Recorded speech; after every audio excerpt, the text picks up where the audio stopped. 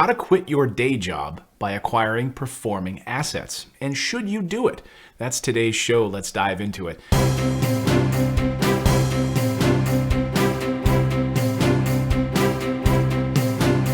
Here we are at our very first rental property. Hey everyone, I'm Clayton Morris, longtime real estate investor. But before I was a real estate investor, I worked a 9-to-5 job. Well, actually 3 in the morning till noon-ish, I guess, because I was a morning news anchor.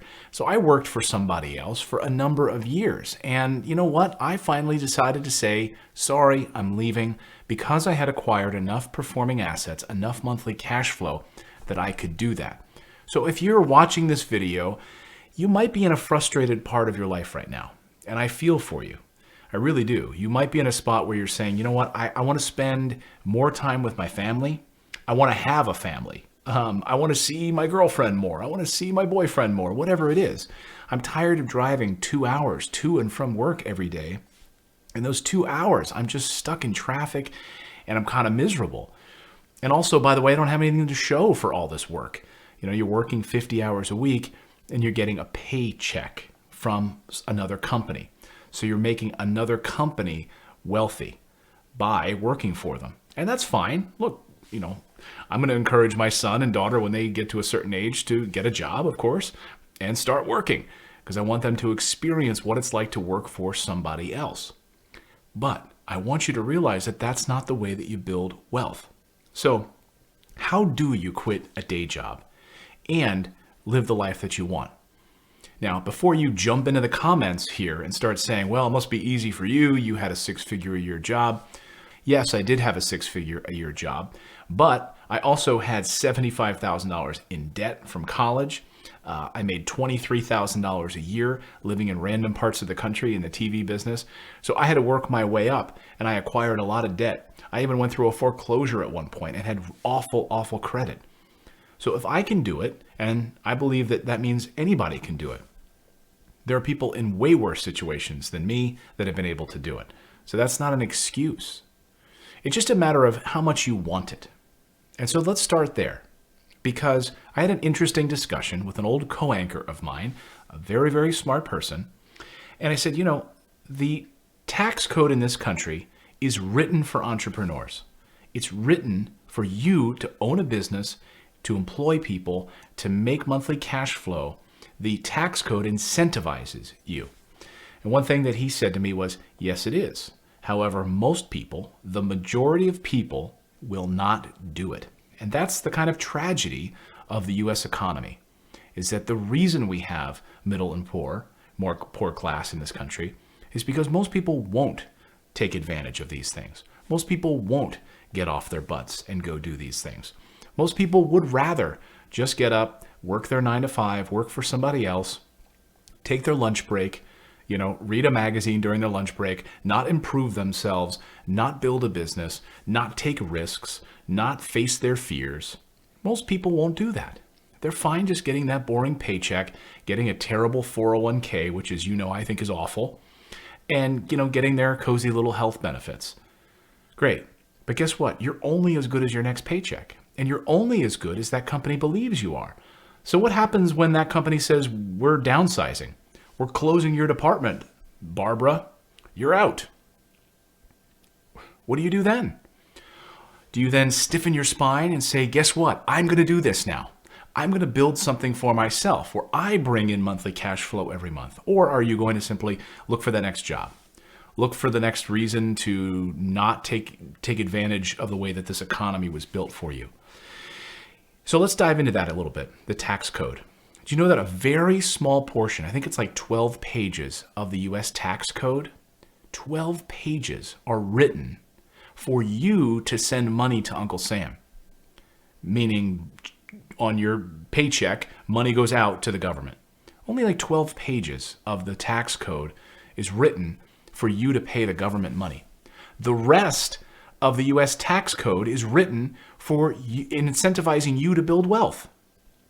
People want to call them loopholes. They're not. It's written right into the tax code for you to build wealth. It's incentivizing business development, depreciation for owning real estate, pass through 20% deductions on owning your own business, employment benefits, mileage deductions for the cars that you buy for your long haul trucking company. All of these things are incentives for you as a business owner in this country to build wealth. But yet so few people take advantage of them. Most people would rather be nice and cozy in those 12 pages of the tax code where they pay the government money. And particularly, the way that the new tax law had been written over the past year, it actually hurts W-2 employees, those paycheck employees, more than ever before. So the government is telling you that it doesn't value you in that way to the economy. It wants you to build businesses. It wants you to open shopping centers. It wants you to employ other people. It wants you to make things. And there are incentives for you to do that. It wants you to build houses. It wants you to rehabilitate properties and rent them out. All of those things are written into the tax code. The government is telling you that. But you didn't come here to listen to me talk about the tax code. There's plenty of videos here on our channel where we dive deep into the tax code, and you can check all of those out. And I really believe it would help you become an entrepreneur and help you take advantage of these things to build wealth. But the reason you watch this video is because you were thinking about leaving your day job and replacing it with cash flow. How do you do that? How do you do that? Well, the first step in this process is to figure out what are your monthly expenses to live. How do you want to live? Do you want to take a vacation once a year for 2 weeks? Do you want to buy an expensive car? Do you want to live in a nice apartment or a nice house? Do you want to travel the world? Do you want a cable subscription? The first thing you need to do is add up these expenses. What does it cost for you to live as a human being in this society today? Add that up every month, okay? And figure out what that cost is per month. Once you know that number, is it $4,000 a month? Is it $7,000 a month? Then you can begin to reverse engineer that number and figure out a strategy to make it happen. Now, I have multiple streams of income. I have multiple streams of passive income, and you can check out videos where I deep dive multiple streams of passive income and how to get there. That's not what this video is about today. Today, I just want to talk to you about the strategy for leaving that 9-to-5 job. So most people will sit back and wait until they're fired to take action. But if you're in a position right now, because you're watching this video where you probably have a 9-to-5 job, you can then say to yourself, wait, at night, when I get home, I don't have to go out to the bars every night. I don't have to go home and just kick back on the couch and binge watch Netflix. I have opportunities now when I'm at home to sit down and figure out for 2 hours how I can build passive income. Maybe it's you write an ebook, okay? Maybe you have a skill. Maybe you're a nurse. Maybe you're an artist.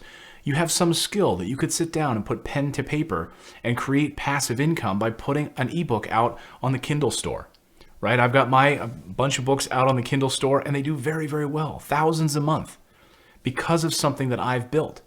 It's there as recurring revenue. That's just a small example.